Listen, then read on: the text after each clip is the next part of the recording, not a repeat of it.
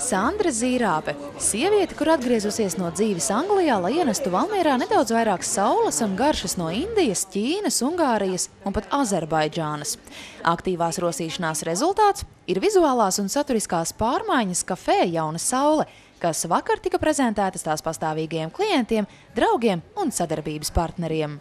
Bijām izlolojuši šo sapni jau septembrī, oktobrī, bet tāpēc, ka decembra laikā mēs nevarējām atļauties būt ciet klientiem, tad mēs ļoti ilgi gaidījām to janvāru un gaidīja visi, gan pavāri, gan viesmīgi gaidīja šīs pārmaiņas, jo tas nav tikai interjers, bet arī mūsu virtuve ir ļoti gatavojusies ar pārmaiņām, gan mums būs karijas, gan buritas, kas ir, teiksim, meksikāņu, indiešu ēdieni, gan ķīniešu ēdieni, un, protams, mūsu iecienītie latviešu kāposti un karbonādes paliks arī tiem, kas nevēlās garšot kaut ko citu.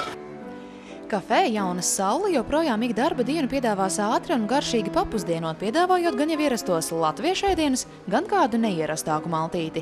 Savukārt no 4:00 pēcpusdienā ik viens labas garšas tikotājs atradīs sev ko piemērotu no jaunās ēdienkartes. Tā papildināt ar ēdieniem no citām zemēm raksturīgajām virtuvēm. Par cik es apceļojos vai pusi pasauli, tad es ļoti daudz ko esmu ēdusi, redzējusi un arī esmu apmācījusies, kā to gatavot, jo tas, teiksim, gan kopā gatavojot ar šiem cilvēkiem viņu mājās, teiksim, gan Ķīnā, gan Bangladešā, gan teiksim, Maurīcijās. Ja.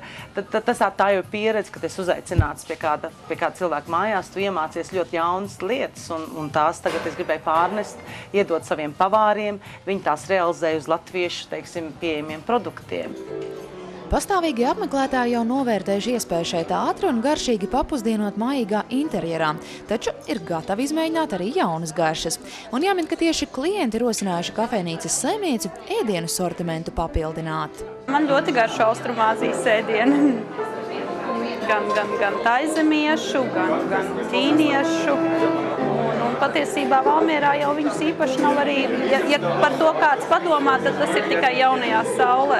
Kad ir parasta ikdiena un ir darba diena, tad es droši vien neatteiktos no vistradicionālākās latviešu karbonādes un kartupeļiem, bet ir kāda svētka diena un ir kāds īpašs notikums. Tagad jau mēs redzam, šeit viss ļoti skaisti izskatās un droši vien var arī atnākt ar kādiem draugiem vai radiem kādreiz pasēdēt. Es domāju, tad arī tā ārvalstu virtuve arī varētu nākt par labu un es domāju, arī es kaut ko no tā visu nobaudīšu. Tā kā Sandras viena no lielākajām dzīves vērtībām ir bērni un to sniegtā mīlestība, tad kafē Jauna saule ir viena no retajām vietām Valmierā, kur par bērniem padomāts jo īpaši. Rotaļu laukums 2. stāvā un tagad arī īpaša atpūtas zona ar spilveniem un iemīļotākajām pārraidēm TV. Kafē Jauna saule aicina izbaudīt ēdienus no Indijas, Ķīnas, Ungārijas un Azerbaidžānas virtuvēm, lai savu dzīvi papildinātu ar jauniem gastronomiskiem garšas piedzīvojumiem. Kafē Jauna saule joprojām pašā Valmieras sirdī, Rīgas ielā 10.